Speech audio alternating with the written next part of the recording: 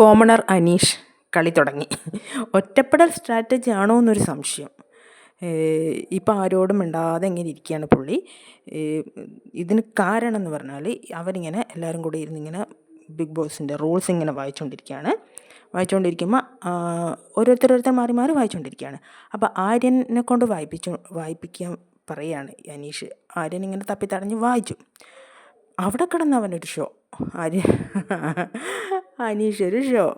മലയാളം വായിക്കാൻ അറിയാത്ത big boss പാടില്ല ഈ ഒരു ഡയലോഗ് മാത്രം എല്ലാവർക്കും ചൊറിഞ്ഞു വന്നു.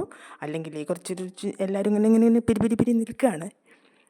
അബി ഭയങ്കര ചൂടായി. രണ്ടാളും നല്ല ഇത്. എല്ലാ ടീംമേറ്റ്സും ഒരു ഭാഗം. അനീഷ് മാത്രം അതാണ് അനീഷിന് വേണ്ടതും. അനീഷിന് അത് തന്നെയാണ് വേണ്ടത്.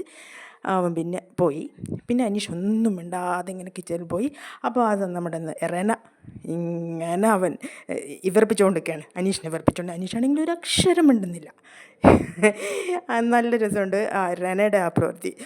ഇങ്ങനെ ചൊറിഞ്ഞ് മിണ്ടാതെ ഉരിയാടാതെ അനീഷ് ഇങ്ങനെ പോയി അവിടെ ഇവിടെയൊക്കെ പോയിരിക്കുന്നുണ്ട്.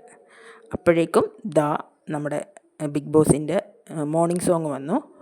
ബിഗ് ബോസിൻ്റെ സോങ് തന്നെ, ടൈറ്റിൽ സോങ് തന്നെയായിരുന്നു മോർണിംഗ് ആയിട്ട്. അതൊക്കെ കൂടെ ആയപ്പോൾ എല്ലാവരും അതൊക്കെ വിട്ട് പിന്നെ ദൈനംദിന കാര്യങ്ങളിലേക്ക് അവരിങ്ങനെ നീങ്ങിക്കൊണ്ടിരിക്കുകയാണ്. എന്തായാലും ഹൗസിൽ നല്ല കണ്ടൻറ്റ് കൊടുക്കാൻ പറ്റിയ ഒരു കണ്ടസ്റ്റൻ്റാണ് അനീഷ്.